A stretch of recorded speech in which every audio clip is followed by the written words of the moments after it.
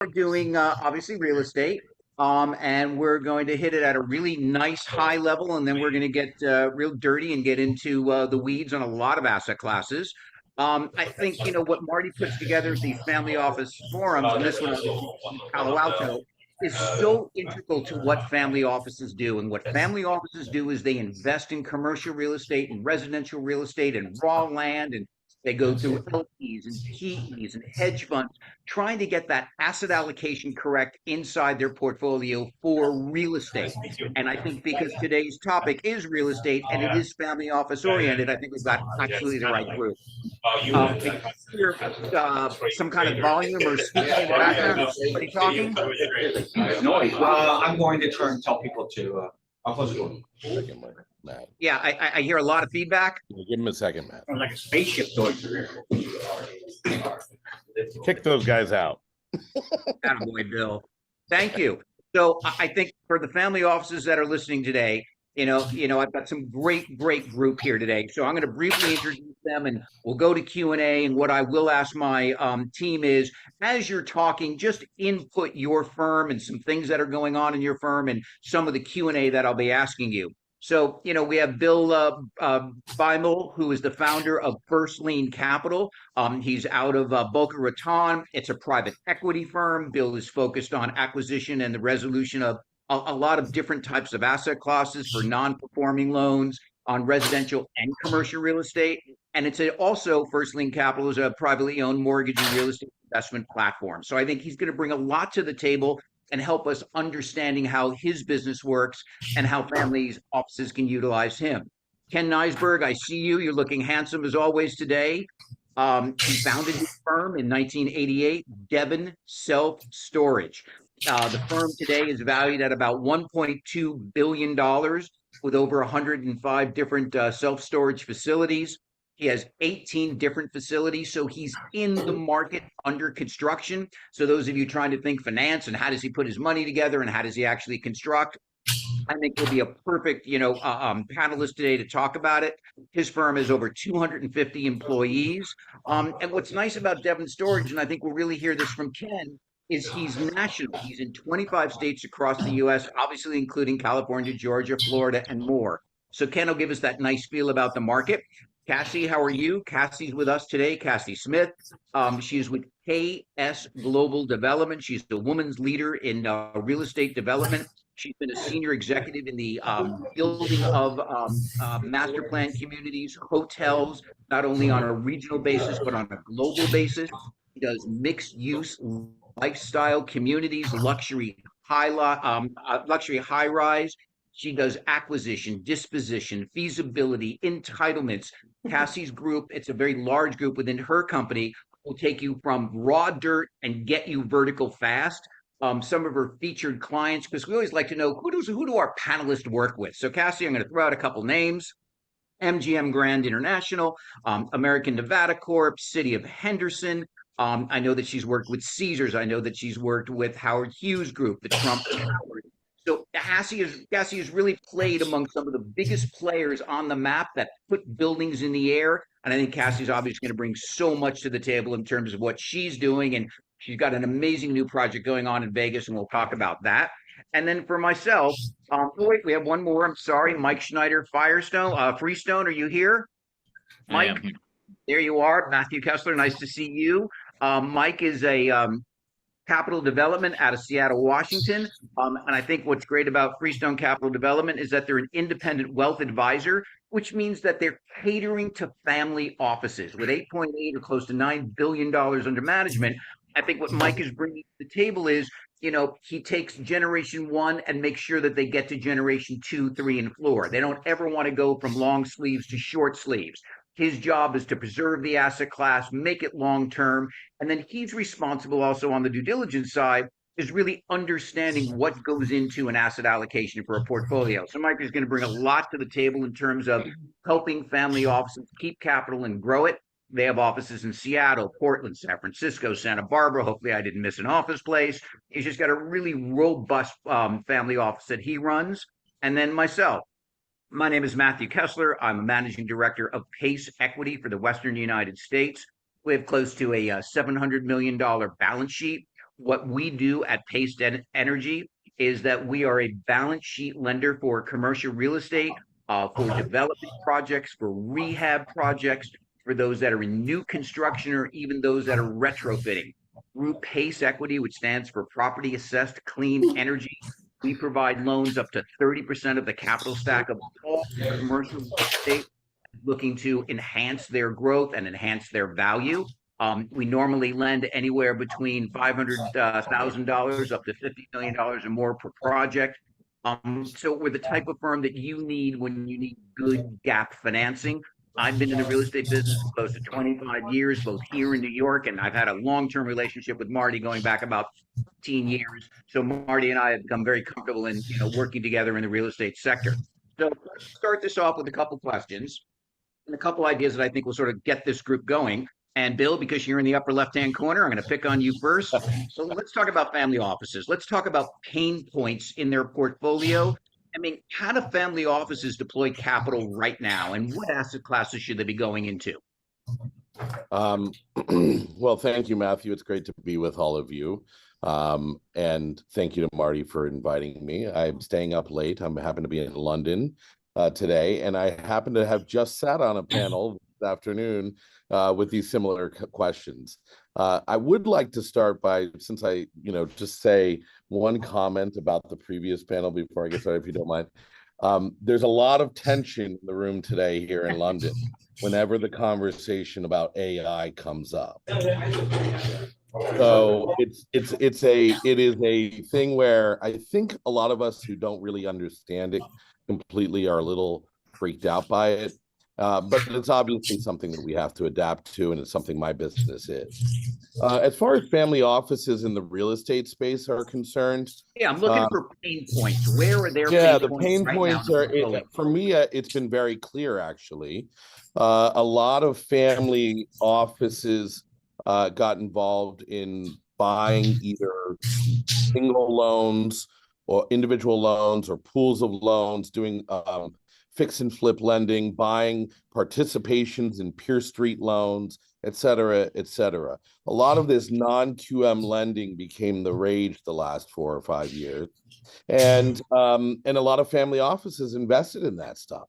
And it seemed really great at the time at a 60, 70 LTV and 9 or 8, 10% coupons. But the chickens are kind of coming home to roost on some of that stuff. And we're seeing a lot of our family office LPs coming to us saying, hey, can you take a look at this stuff? This was supposed to be a performing pool, and now it looks like the DSCR doesn't match, and they're in maturity default, and they haven't sold the fix and flip. And there's a lot of folks, I think, that got involved in what they thought were going to be short duration non-QM investing in the loan space in residential and commercial mortgages, and they're kind of getting caught along with sponsors in this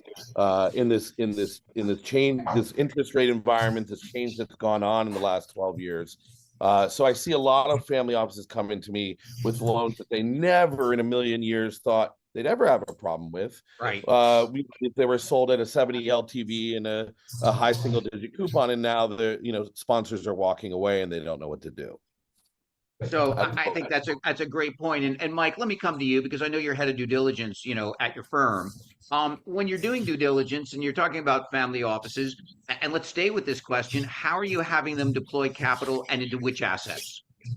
So Matthew, I'm happy to jump in. I have to first potentially disappoint the whole group because I think you had the wrong background. I was a late sub in for with Marty Cicada here, so I'm excited to be here. But I actually run a firm that is focused exclusively on residential. And our strategies are commercial real estate panel.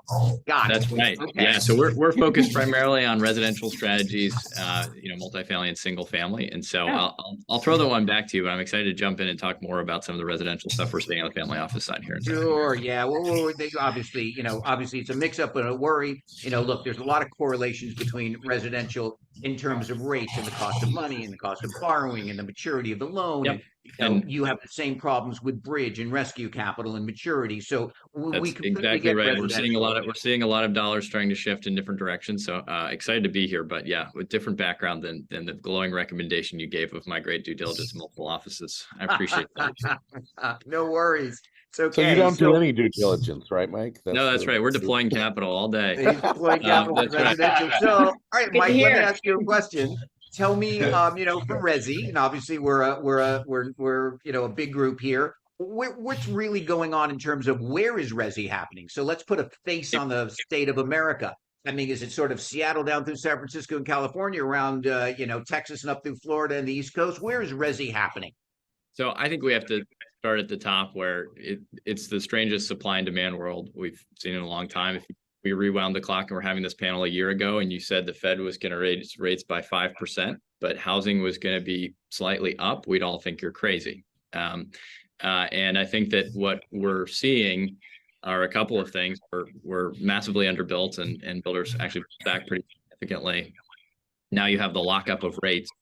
So we're actually seeing it's not a national story, to your point, Matthew. It is about selecting great markets, but given the inflationary pressures and where we see supply demand, we're only going to do 4 million transactions instead of 6 on the residential side and single family.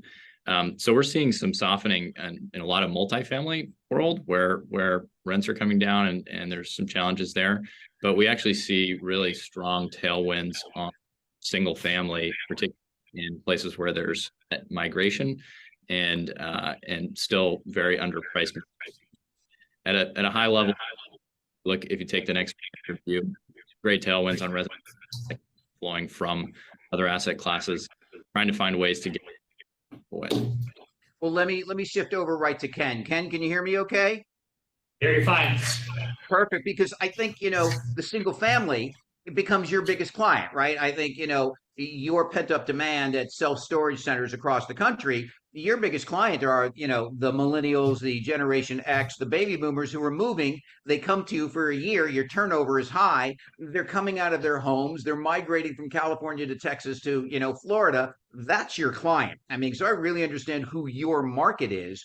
Talk a little bit about, what you see in terms of migration to your facilities, because you've got a great MSA look at the whole country. And how is self-storage today? Well, storage, we have an unfortunate problem in that the COVID years were the best years in our industry's history. We were getting 20% annual rent increases, had occupancies at all-time highs, and everybody just assumed that was the new normal, and it's not. So as we've come out of the pandemic, we're kind of drifting back to where we were prior to that, which is still very positive, but it's a decline from where we were. And it really depends on the markets. I mean, our strongest markets, believe it or not, today are in Wisconsin and Michigan, not Texas and Florida. Right. And The camera's over there. oh, I'm looking at the camera. Sorry, I was looking at Matt. Yeah, Matt's a great looking guy, but the camera's over there. I've seen him enough times. So we're in 25 states, and everyone's different. And in the storage business, unlike many of the other real estate sectors, you'll get roughly 90% of your tenants within a 3-mile radius. So you can be, for example, in Houston, and if you're familiar with Houston, there's a freeway called the 610, which goes around the city. And if you got on at 8 o'clock in the morning and there were no cars, which would never ever happen in Houston, it'd still take you all day to drive the full freeway. So you could take everything inside the 610 freeway, blow it up in a map, stick it on the wall of your office, and draw little 3-mile circles all over it that touch but didn't overlap. And you're going to have 50 that are grossly overbuilt, and you're going to have 200 that are okay, and you're going to have 500 that don't have a single facility in it. So location, not to be trite, the old location bit is really critical in our business. And let me bring up a question. I mean, you and I have spoken before, and you and I have talked, privately. Your turnover is 75% a year. And I know that, 44,000 of your clients, I think you said, or more, have temporary use. I think thinking what's going on in Mike's world, residential to you, you were a benefactor of what was going on in COVID. It was just blowout years for you. Do you see that kind of escalation in the next 3 years? No, I don't think. I think if we did that every year for 5 or 10 years, we'd own the whole world through the beauty of compounding interest. Yeah. And I don't think that's going to quite happen. I'd be very, very happy to get 6 to 7% annual rent increases. My background was in all the other, what I call the traditional 4 food groups of real estate, which are office, industrial, retail, and multifamily. And you can't get those kind of increases, especially like in commercial, where you have 10-year leases with maybe a bump in the 5th year. We can raise the rents every 30 days if the market demand is there. And Correct. during COVID, we damn near did. Unless a couple of states passed limits on what you could do, like California, of course. What I want to do is I'm going to come back to you because I want to talk about your insurance business. I want to talk about your data management business, because I know you're making money there. And I want to talk about, the people that are supplying you money in terms of building these facilities and why, because I think you've got a lot to add there. So let me circle back with that. Cassie, how are you? I see you there. Let's talk a little bit about, hospitality. And I know that seems to be a very big background of yours. And you've got a really interesting background of working with some of the best names in the business and putting up hotels and master plan communities and, working with the tough, sharp elbows in, hospitality. So I want to talk about Vegas. I know a lot of people from California has been moving there. I know there's a lot of building going on. The Raiders just moved there from Oakland. Talk about the deal environment in Vegas and what are you up to there? Okay. I spent the better part of my career developing in Las Vegas. And Vegas is a really interesting market, and it's completely cyclical, much more than any other market I've seen. They completely reinvent themselves. And extremely successfully, big up and downs. So they're back up on top where, a year and a half ago, they were one of the markets that nobody wanted to invest in, or 2 years ago. So I think, obviously the sports driven by the A's, the Raiders, and also Formula One. And that's where we kind of, we attached our development strategy to the Formula One Grand Prix race. Formula One has now, Las Vegas will be their US based home office. They're building a large building, and in November will be their first race. They have a 3-year contract, but they are going to take the option to make it just keep going another 3 years and 3 years and 3 years. They're very excited about it. And I'm going to Vegas tomorrow, and I hear that the roads are just torn up and it's already extremely crazy, just in anticipation of what's going to go on. So because of all this, and Mandalay Bay is adding another, convention center, and it's just, it's coming back hard. Residential market is going up hugely. Four Seasons has just put up a new project. They're going to come out of the ground in a couple years. I think they'll be done in 2027, but they just sold 40 penthouses, residences at the base price of $3 million, 3 to 5, over the last 4 months. And they're about 10, 15 miles just southeast of the Strip. So it's really it's not just on the Strip.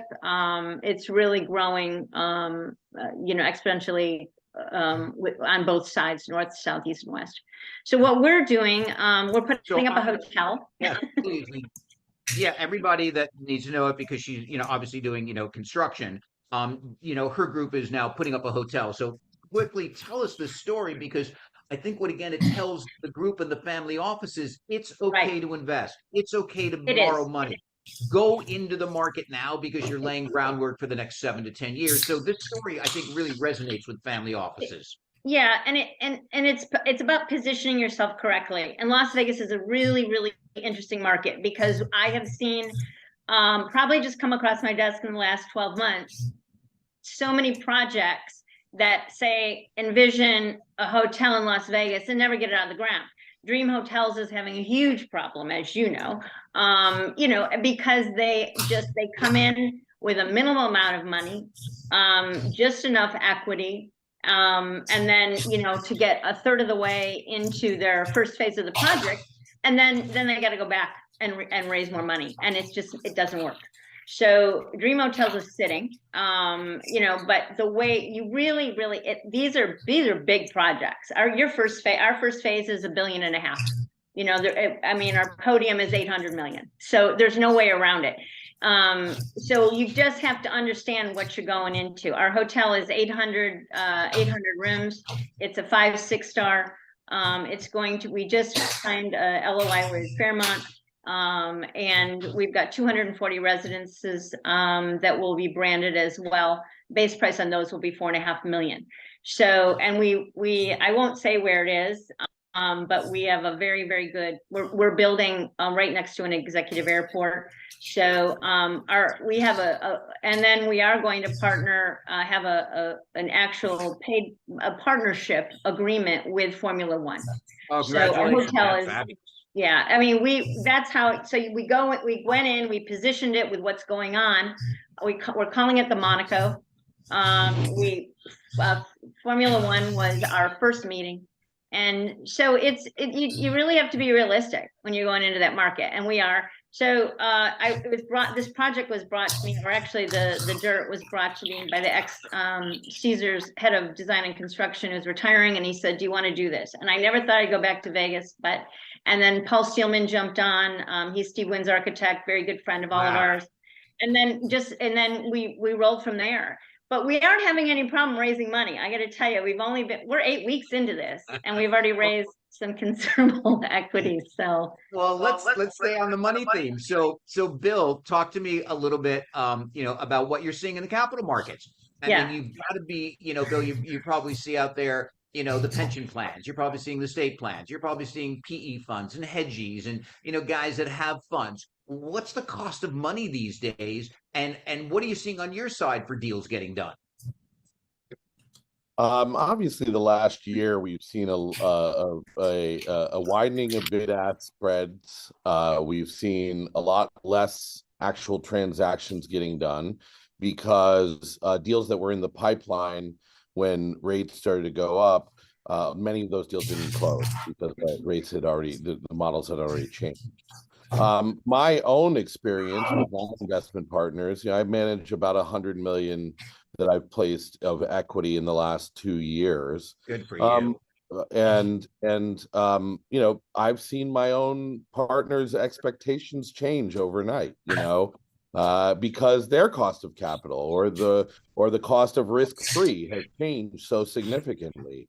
Whereas my partners were very happy with a mid-teens unlevered, low LTV, equity covered, return a year ago. Now the expectation is high teens, and you're even starting to see some PE firms and family offices look at, well, what can you show me in the low 20s?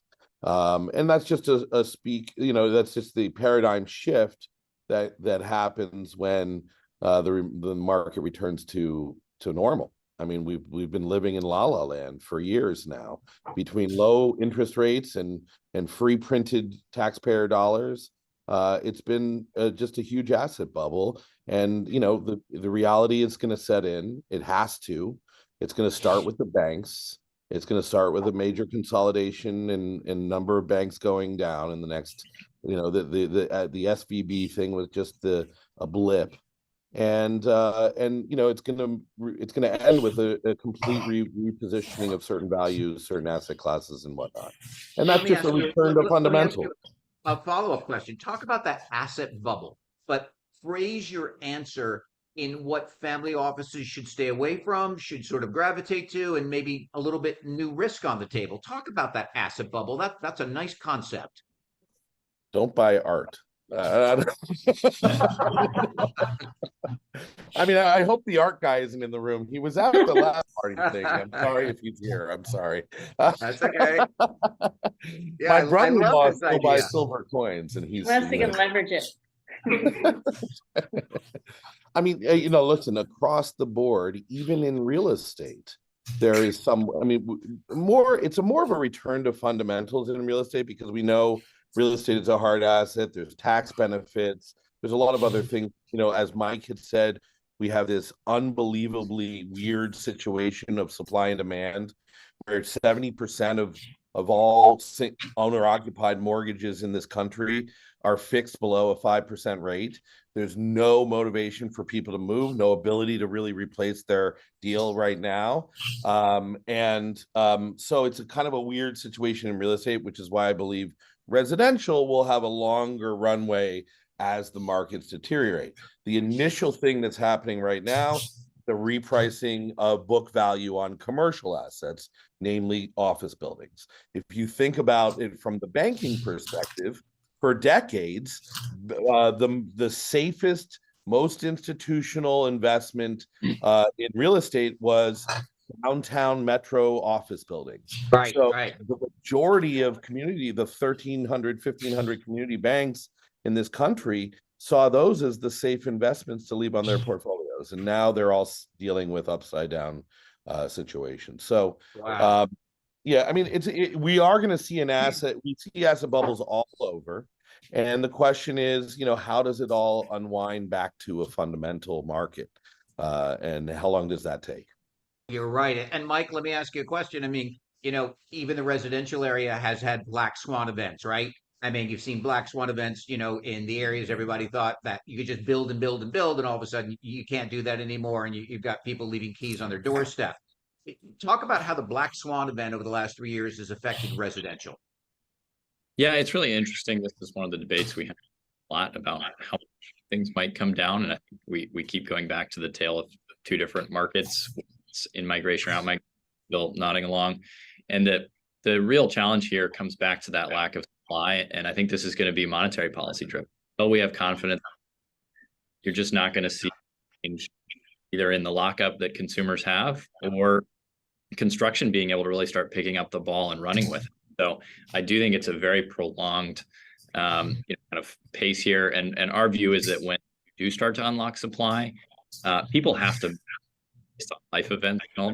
There's so many customers that are going to be because they have to move new models. We launched and have part ownership and lower payment unlocks move. So once you do start to see some confidence in model and construction start to pick, we actually think there's going to be so much, pent up.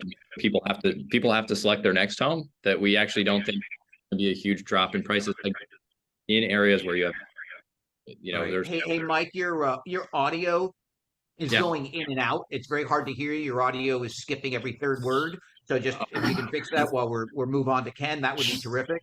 Mr. Ken, so look, your business is just one that fascinates everybody. And I know that last time we talked, you were talking to me that software is a secure platform. You were talking to me about how you figured a way to make money through insurance and storage. Talk about just those two platforms and how they're accretive to earnings to Devon Self Storage. Well, I'll put it in context. One of the big add-ons with self-storage is selling tenant insurance to the tenants because we rent floor space. We don't guarantee or warranty your goods. We don't even know what you put in there. And that's all come about in the last 10 to 15 years. And so in 2006, I put together 15 firms like mine, and we started a tenant reinsurance company in the Cayman Islands at a grand total of $600,000 of premium. And in 2022, we did $65 million and made $45 million in pre-tax profits. It's a very nice little auxiliary business. And all the stores are also run on a software system. There's about half a dozen of them that are publicly available. And my little group has grown to 27 firms now. And we have about 1,500 stores collectively. So we would be like the third or fourth biggest REIT if we were together as a REIT. And so we started our own PMS, our own property management software system, which will also be profitable, and we own it. Our goal is that as our group, we want to own as much of our technology stack as possible. So someday we won't be reporting to Amazon or Microsoft, and they're doing with our customers what they want. The only value that I have in my 26 other partner firms is our tenants. Without those, the buildings are firewood, they're worthless. So anything that gets between me and that tenant, I don't like. And I want to do as much of that myself as possible. So that's just kind of an auxiliary business model, but we're getting to the point where the tail's starting to wag the dog. So let's pick up on the next point. I mean, you're a very cash-driven business. You have a lot of investors, and I know you have a couple of universities, and you have some state funds. Tell me why the state funds like you, why the universities like you, and why do they keep putting money with self-storage and really Devon self-storage year after year as part of their investment portfolio? Well, a lot of institutional investors, be they state pension funds or family offices or private equity funds or, pick one, have been looking at our sector for a long time because we have tended to be not recession-proof, but recession-resistant. In good times, we do okay, and in bad times, we do okay. So when you string a few of those years together, we do great. And they figured out very quickly that they can't manage it themselves. If you're a pension fund and you buy a 100,000 square foot industrial project with 3 tenants on 10-year leases, they mail you the check every month. And all you have to do is make sure the janitor shows up to clean the restrooms. If you have a 100,000 square foot storage facility, you have 700 to 800 tenants all on 30-day rental agreements. It's a lot of intensive management, a lot of small moving parts, no one of which is going to bust your chops if they move out. But if you don't have a system in place, you're going to get trampled by a herd of ants. So process is very, very important.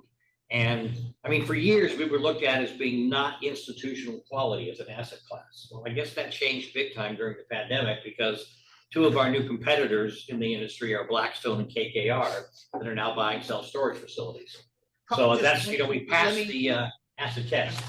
Let me ask you a quick question, and then Kassie, I want to turn to you. This KKR and Blackstone, why are they in the business? Rescue me, Matty? Blackstone, KKR, why did they come in? Because the business makes so much money. Blackstone bought a portfolio, a company that had some troubles called Simply Self-Storage, and they flipped it to Public Storage a month ago and made a $600 million profit in 3 years. I think that's enough to answer your question. I mean, in our category, if you want to get into the self-storage sector, there's 3 ways to do it. They're pretty simple.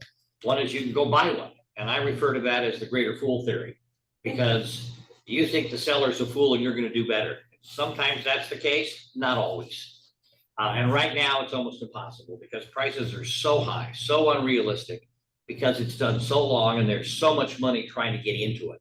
There have been dozens of $500 million private equity funds formed in the last 3 years to just buy storage. So if something comes on the market that's any good in terms of occupancy, revenue, market it's in, it's gone in a week at prices that I can't believe. The second way is you can go build one, and that's very difficult because cities don't want us. A number of cities have put in moratoriums on new permits for self-storage because we don't create jobs, and we don't. Right, cities live off sales tax. Counties and school districts live off property tax. We don't create any sales tax. That's why every major 4-way intersection of 2 major streets has a retail component on every corner because they want the sales tax and the jobs. Even if they all go broke every 6 months, all little mom and pop shops. And the third way to enter? The third way is what we do mostly, it's a conversion. We go buy buildings that have failed in their current use and have gone dark. As I've told you, Matthew, before, my favorite company in the whole world forever is Kmart. Every time we think we found the last dead Kmart, we find 5 more. They're like cockroaches, they never go away. And we can buy them cheap because the owner's distressed. They have great locations, they have good bones, and we can convert them to state-of-the-art, current self-storage facilities. And it's like buying them wholesale. We get in for about 2/3 the cost of a ground up. We can do it in half the time. And we usually get better locations because if you're buying a piece of dirt, you're competing with every multifamily guy, every office guy, well, not so much office anymore. Every commercial guy who thinks they can get a better ROI on that piece of dirt. They can't. Right. I can prove that to you all day long. I guess the answer is that if you're doing what everybody else does, that's beta. It's not alpha. Well, everybody else does in terms of conversions. Business practices, yes. There's very, very few that do that. I mean, we have 4 big REITs in our industry. There used to be 5. Extra Space bought Life Storage. It closed 2 months ago. The REITs don't build anything anymore. They just buy. Public Storage builds a few. They build about 20 a year. But when you have 3,000, that isn't moving the needle very much. And most of their new builds is when they go into a market where they have a 30-year-old antique piece of junk but they got the permits. So they scrape it and build a new one, a modern one. So they really aren't adding per se to the inventory. Most of the buildings done by developers or independents or people like us. Like I said, we have 18 under construction in 9 states today, and 5 of those are vacant Kmarts. We love those guys. But we've converted everything from car dealerships to office buildings to big box retail to strip centers. We're doing a hospital right now. So if anybody needs any toilets, we got 400 extra ones. I hear a bunch of Targets and CVSs are closing soon, so you'll be able to convert some of those. Yeah, I just heard today that Target's closing Kassie, can 3 you hear me? stores in San Francisco, 2 in Yeah. Portland, and 2 in Seattle because of I hear you. robberies. Yeah. Would you, I know a Kmart in San Diego, would you ever lease it or do you need to own it for that business model to work? We normally own them. We did business in Europe for a number of years and everything there was leased because you could hardly buy anything free. So, be simple. So we had 3 stores in Holland and the land was all owned by the Queen. But we had 99-year leases. I don't plan to be around when that lease expired. Ken, let me move on to Kassie. So let's switch back to Vegas. Let's switch back to master plan communities. Let's talk about why family offices continue to branch out. So Kassie, talk a little bit about how KS Global is staffed, and this new project with Formula One. How did you and your staff source it and pull it together? Well, I mean, most projects come to me. I'll have a landowner, raw land, that they'll come to me, or we find an opportunity. So that's how this came together.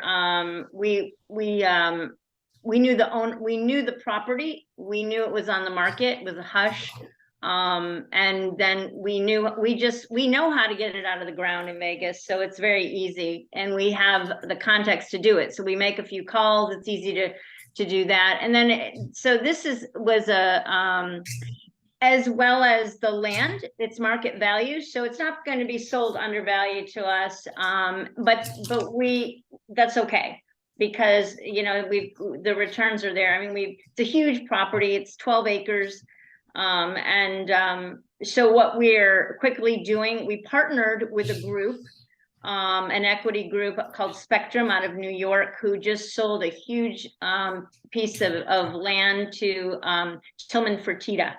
So they were introduced to us and us to them, and so we partnered with them. We know they're cash heavy right now, paid a lot of money for that property. So it really is about, like what Mike was saying and Bill, it's about the market. It's not, it really is watching the market and where to develop, where you can fund it and where the market is hot. So I'm a full believer of that, truly. So it was timing. And if this would have been 2 years ago, I probably would have said, no, we got to sit and wait. But these sports teams, Formula One, boom, right there, big supply and demand, values tripled. So how could we not win? It really it's about positioning in the market, building in the market where there's a need. It is. And Bill, let me come back to you. Tell us how you onboard a new client. Talk to us about, I'm a family office, I'm a group, I've got $100 million net worth, I'm a generation 2 or generation 3. How do you onboard a new office and talk about what a new family office, and talk about what that experience is like for them. By the way, I'm so sad to hear that Vegas is doing so well. I was kind of hoping to move there and get a deal in the next year. So hey, Bill, we can work something out here, friends and family, Okay, we need some money. A couple hundred $4 million condos coming online. Yeah, there you go. Let's talk. We have had, it's interesting. A lot of my initial startup was friends and family. My first fund was a accredited investor only fund that we had originally planned to raise $50 million, and we only raised 10 because we found some Wall Street partners that are really great to work with, and we were able to make that 10 into 100 through pari passu or deals. but we're starting to see when a family office comes to us, we now have a fund that's our second fund we've just opened. And again, Reg D, Credit Investor Fund will take up to 100 million. Now we're preparing for the opportunities that we will see coming here in the fourth quarter. We've actually had one closing of this fund, a couple $1 million. Family offices that want to invest anywhere up to $20 million would need to come in through a commingled fund, but we can do it as a committed call deal. So you don't really have to put the 20 million up. You just come in. It's almost like a club deal in a way, where, you know, as deals come, you know, you pick to send your. Do the family offices need to be accredited investors or qualified purchasers? Yes, 100%. Which both, one or the other? Either one, yeah. And yep. yeah, and then we also have like SPE type relationships, SMA type relationships with a couple of family offices that are looking to put more like 50 million to work on in a specific. And it's interesting, some family offices love the commingling aspect. They want to spread the risk and be part of a group of 4 or 5 of them that are all, you know, backing a deal, like my recent HUD Heckham purchase of 62 loans at 58 cents of debt. Congratulations. And some of them want their own control, so they want to only, you know, they want say over the assets and the pools 100%. So we are able to onboard in both directions successfully, and so far everyone's happy. Let me go to you, Mike. Talk to me a little bit about blood in the water. Let's get dirty. When you talk about blood in the water in 2023, you know, commercial real estate loans, residential loans, lower valuations, higher caps. Did the knife drop deep enough in the residential market? That is a really good question. We certainly saw everyone like us stop buying while we were watching the knife fall. I think that you're seeing a lot of people starting to get active again, particularly again on the larger buyers and commercial, you know, institutional investors looking at residential. I think that there's some big questions on multifamily. Will we see, you know, I think Bill hit the nail on the head with banks being first, but are we going to see some of the same dynamics we've seen in commercial with some of these multifamily bets? I have some concerns similar to what we heard about storage, that build to rent became the new cool thing that everyone could rationalize and squint and say, maybe this is just horizontal multifamily, but they haven't thought about the fact that we've seen operators have 5,000 homes in a pretty close proximity, and they took other risks. They took development risks. They took drive to you can afford it risk. Maybe didn't underwrite rents exactly where they thought they might be. So I think we're going to see some of those build to rent. I don't want to throw the whole thing out again, market by market, operator by operator. I think some are going to do very well, but I think we're going to see some where it just, they had very different expectations because of where the market was the last 3 years. And once these actually start renting out, we'll see where they land. So I think there's some multifamily and some build to rent. I think actually the people that are picking the right markets and can do broad-based scatter site are going to perform very well for the next, assets they buy in the next 12, 24 months. Mike, I've got $50 million burning a hole in my pocket. I come to you. Where are you going to tell my family office, and it's allocated to Resi? What are you going to tell me to do?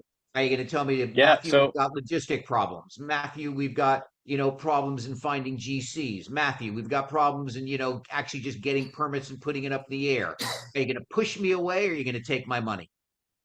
So I like Bill's point. Generally, we get two questions. Either someone's really passionate about a particular market and strategy, and I think that there's wisdom to that. But if I have $50 million burning a hole in my pocket, I would actually say that if you pick some, not all the Sunbelt markets, we're not betting on Vegas.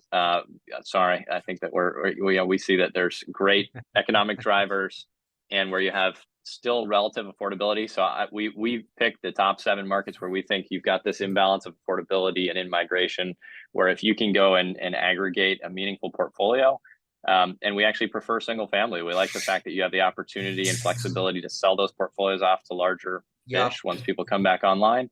You have the opportunity to sell some on the open market. You just have ultimate flexibility there. So that would be our $50 million play for your family office. And you mentioned something, so you got to give it away. for those family offices listening, tell us those 7 markets. What are those 7 markets? Gotta That's give a it up. follow-on call. That's Come a follow-on on. call. We'll throw my Come on. contact info in the email. Give us me 3. 3 of Give the me 3. 7 or We'll give you 4 of 3. the 7. Give me You need to 3. be Raleigh Durham keeps coming up very high on our list. Atlanta and Dallas. So you know the cap rates can be hard to hit in certain parts of these, but we can talk through why. There's 3 of the 7. There you go for free. There you go. We got Raleigh, we got Atlanta, we got Dallas. Thank you for Those are being so given. honest. Ken, let me come back I to agree you. with Dallas. I agree with Thank Dallas. you. That's the Ken, only let me one. come back to you. So, you know, when you look at the markets, and you told me you're looking at, you know, Wisconsin and Ohio and Michigan, and you're kind of playing that whole sort of Great Lakes area. Pick 2 of your favorite and tell us some stories about how you got into maybe 1 or 2 of those really interesting properties. Well, you named 3 states there. We don't like Ohio. The property taxes there are confiscatory. They're unbelievable. And you get taxed by the city, the county, and the school district. So even if you appeal, you got 3 fights, and you usually lose at least one. Not Ohio, not Ohio. So you can take Ohio off our favorite list, although we have had properties there. We have a lot in Michigan and Wisconsin. You know, all the people leaving Michigan because Detroit looks like Berlin in 1946, and it still does in some parts, but the rest of the state is unbelievable. The western half, Grand Rapids, is like a different country. And we have 6 stores in that greater part of Michigan, and they're all just kicking butt and taking names, doing great. The unemployment's very low, the crime is very low. I didn't say downtown Detroit, that's a different solar system. So we're bottom up driven, not top down. We don't say we have to be in a given market. We try to find the asset that fits our model. So we work with not just the brokers who specialize in self-storage, but the retail guys who try to get rid of that dead Kmart or that dead. I mean, we just did a conversion, for example, of a sports authority in Hazlet, New Jersey, which is a bedroom community for Manhattan. It's 30 miles from downtown Manhattan. And it was vacant. The store went, you know, the chain went chapters 1 through 100. We bought it for $4 million. We put $5 million in to convert it. And it's been 2 years, and it's under contract to sell for 16.1 right now. Congratulations. That's a home run. You don't do that every time, by the way, so don't count on it, okay? But that does happen, and it's because we're in the right market. And the best thing about that particular store, it shares a parking lot with a Home Depot. I mean, there's 5,000 cars a day into that Home Depot. Doesn't get any better in our business, okay? But for example, one of our bigger clients, institutional clients, is the Texas Employees Retirement System. And they have told us in no uncertain terms, we can't do anything in Illinois or New Jersey, because they believe both those states are bankrupt and corrupt. And in Illinois, you could include Cook County maybe, or as our guys call it, Crook County. But other than that, if there's anybody watching from Chicago, I apologize. So we're very local, market specific, and deal specific. We don't say, hey, we gotta have something in this city. Let me take the mic back from you. So again, family offices, institutional investors, those of you that are listening today, you're hearing amazing stories. Those of you that are sitting on the sidelines and you're thinking, gee, when? There is no when. It's now. Make sure that you go forward, talk to your investment advisors, talk to your, Rolodex, reach out to people. You're hearing 4 amazing individuals who have their hand in the pulse on the market, and they're all moving forward. So Kassie, it looks like just based on our time, you're going to get our last word in today. So it looks like I'm going to use you for the, the ending here. So, hospitality, a tough area, but talk about, and let's stay with Vegas. It's a nice theme. What about this? We can stay with it. Talk about this, or you can move on if you'd like. We can talk, we can talk Florida. We can talk, the East Coast. Talk about pent-up demand for leisure travel, but pent-up demand from an investor standpoint. How do they get into this pent-up demand, and how do they even think about hospitality as an investment in their portfolio? Well, that's a tough, it's not, and I didn't answer your question before about the capital stack. I think you were asking how we build the capital stack. And, I apologize. Sure. Yeah. And I just quickly, we look at, it's an opportunity zone as well. So the government has created that for us, which was great. That's a gift. And then, using PACE, the little bit of equity, but we're using an advisor too, that just funded the Resort World. He was really intricate. So we've been talking to him because this is a very big project and expensive, and we don't want to get underwater with our debt, obviously. And this is what happens in Vegas. So this is why, you know, we've got Spectrum, but we're looking to build enough equity, LP investors, co-GPs, to really offset. And if we can go in with only 50% debt, we'd be thrilled. So on that. And then Vegas, I mean, I agree with you, Mike. I really do on the single family end. Vegas is topped out there, and that, you know, and it is. I 100%. You know, it's one of those grab and go markets, and right now high rises are up again. So, you know, and it's near the strip, and so that's what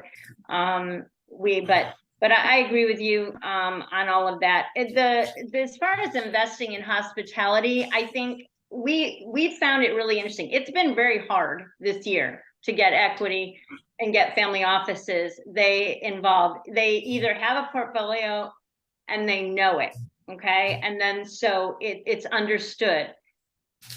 But we've talked to a lot of family offices that just, you know, it's twisting their arm because it's not something that they're comfortable with, and that's understandable. I mean, the leisure market is coming back strong, but it looks really different, you know. And so I think as from an investment point of view, it's just where you invest and how you invest. We had a hotel brought to us that, you know, 2 weeks ago with a casino, and there was 20% equity, but I'm not going to do anything with it because it's in a market that's just flat and nobody wants to really go there. So even though I've got a nice bit of equity on it, we've got, you know, we already have a brand. We checked all the boxes, but the market's not good. So if I'm going to, you know, go to a family office on the hospitality, I want to make sure that I go with a market that's solid and proven, and it has a supply and demand, or there's something like what's going on in Vegas, where there's real assurance. I also have my brand lined up. I've got, you know, I've already got my debt, you know, kind of in the wings, and there, so going to a family office, there's a lot of things, and branding. Formula One is the big one, you know, with them on board with me. I know that so there's a lot of assurances that I think I need to have as a developer before I go to that family office and ask them to invest in hospitality. Great answer, and so honest too. So family offices out there, thank you so much for, you know, being a part of this today. Marty, thank you so much for organizing and building this and putting this together and getting this group organized. It's just always a pleasure to do business with you and IvyFON, and we want to say thank you to everybody.